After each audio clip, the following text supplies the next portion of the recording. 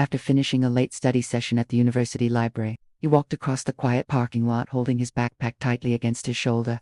The campus lights glowed softly and the air felt cold enough to keep him awake during the long drive home. Marcus was 21 years old and studying computer engineering. His professors described him as focused and calm. His friends described him as careful. Growing up in Chicago had taught him one rule that stayed in his mind every single day. Stay calm, stay respectful, stay safe. He started his car and pulled onto the empty road. Music played quietly through the speakers while streetlights passed above him one by one. The city looked peaceful at this hour, almost too peaceful. 10 minutes later, flashing red and blue lights filled his rearview mirror. His stomach tightened instantly. Marcus checked his speed. He was driving below the limit. His headlights were on. His seatbelt was fastened. Nothing seemed wrong, but the lights continued flashing behind him. He slowly pulled over to the side of the road exactly the way his father had taught him years ago. Both hands went onto the steering wheel. His breathing slowed, but his heart raced.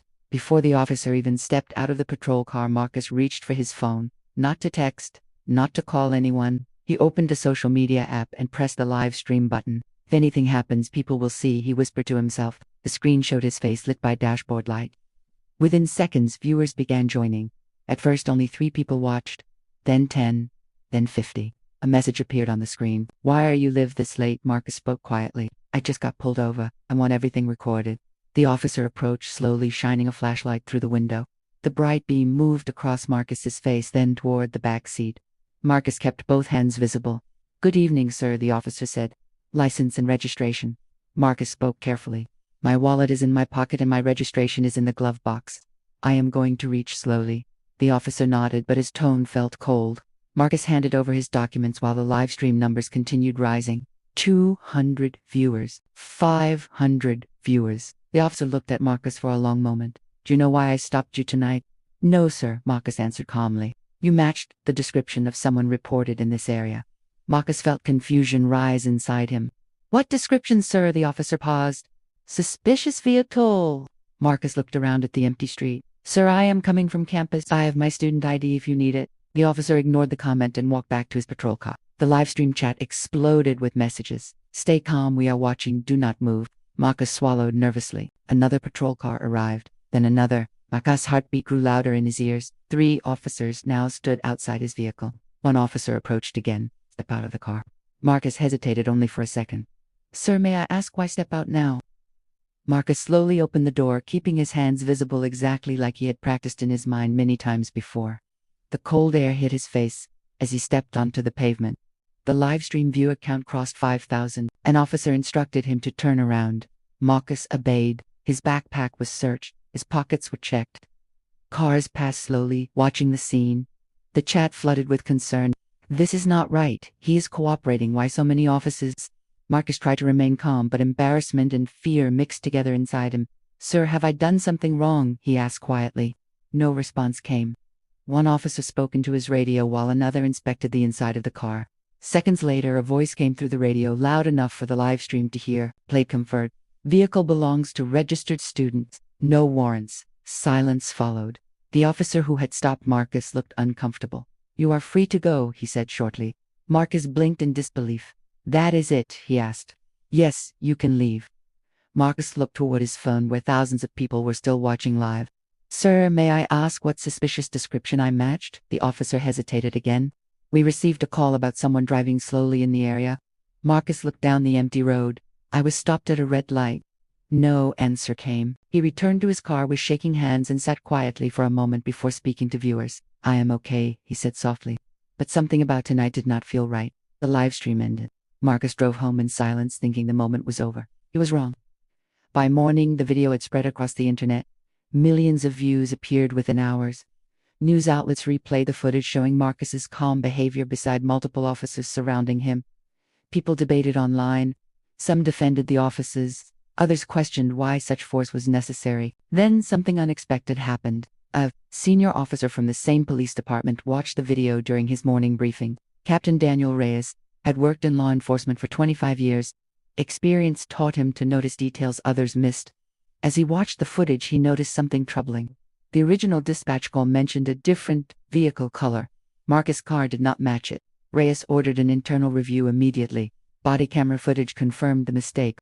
The stopping officer had misread the dispatch information yet continued escalating the situation. Within days, the department released a public statement acknowledging procedural failure. Marcus received a phone call asking him to attend a community meeting. He almost refused, but his mother told him something important. Change only happens when people show up. The meeting hall filled with residents, reporters, and officers. Cameras flashed as Marcus walked inside, feeling every eye on him. Captain Reyes stood at the podium. "Last week a young man was stopped under circumstances that did not meet our standards," he said firmly. "We are implementing new training effective immediately." Then he invited Marcus to speak. Marcus walked slowly toward the microphone. His voice shook at first but grew stronger. "I went live because I was scared," he said. "Not angry. Not trying to cause trouble. Just scared." The room grew silent. "I followed every instruction because I wanted to go home safely.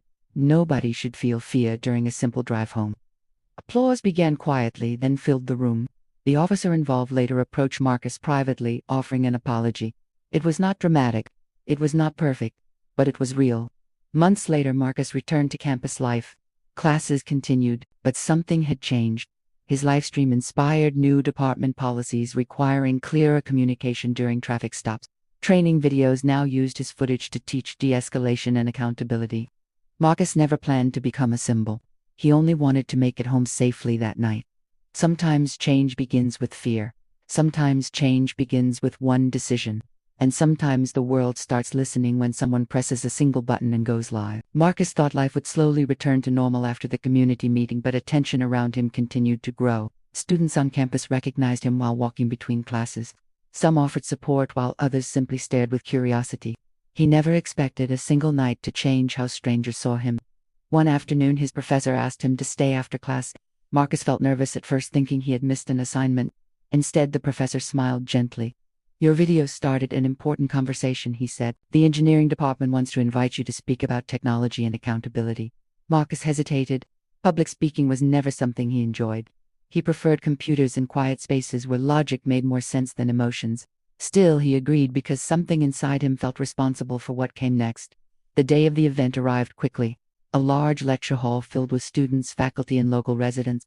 Cameras from small news stations stood near the back wall. Marcus walked toward the stage, feeling the same nervous energy he felt during the traffic stop, but this time, fear did not control him. He began slowly. "I did not go live to become famous," he said. "I went live because I wanted proof that I was safe." The audience listened carefully. "Technology gives ordinary people a voice," he continued. Some were different. All of them carried emotion. After the event, several students approached him, sharing their stories. One student said she always recorded interactions because her parents taught her to be cautious. Another student said the video changed how he understood fear because he had never experienced it himself. Before watching Marcus stand beside his car surrounded by officers, Marcus realized something important that evening. It had become a mirror showing different realities to different people. Meanwhile, inside the police department, changes quietly continued. Captain Reyes organized new training sessions focused on communication and decision-making under pressure. Officers watched Marcus. One evening, Marcus received an unexpected email from Captain Reyes, inviting him to observe a training session. Marcus almost declined, but curiosity convinced him to attend. Walking into the training facility felt strange. Large screens displayed, footage paused at the moment Marcus stepped out of his car months earlier. "Tonight we learned from this moment not to assign blame but to improve understanding." They discussed alternative approaches and how simple communication could reduce tension.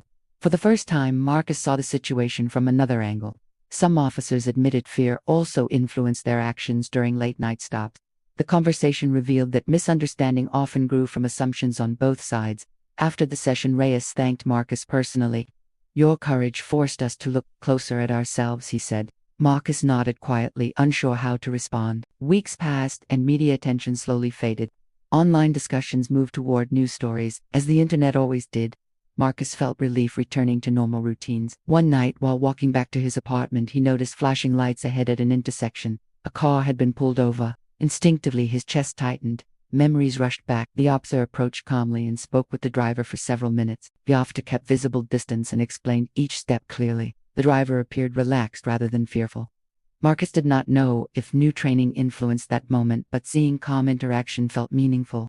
He continued walking with a quiet sense of hope. They wanted young people to understand how technology could protect, but also how it should be used thoughtfully. Standing in front of teenagers reminded him of himself only a few years earlier. He told them something simple. Recording is not about catching someone doing wrong, he said. It is about creating transparency so everyone feels accountable, including ourselves. Students asked questions about fear, courage, and what he felt during the stop. Marcus answered honestly. I was afraid, he admitted. But fear does not mean weakness. Fear means you understand the moment matters. Marcus balanced his studies with speaking events, discovering confidence he never knew he possessed. Graduation day finally arrived. Wearing his cap and gown, Marcus looked across the crowd searching for his parents. When he spotted them cheering proudly, emotion filled his chest. The journey from that lonely roadside night to this moment felt unreal. As he walked across the stage to receive his degree, applause echoed around him. For a brief second he remembered the flashing red and blue lights and how small he felt standing alone beside his car.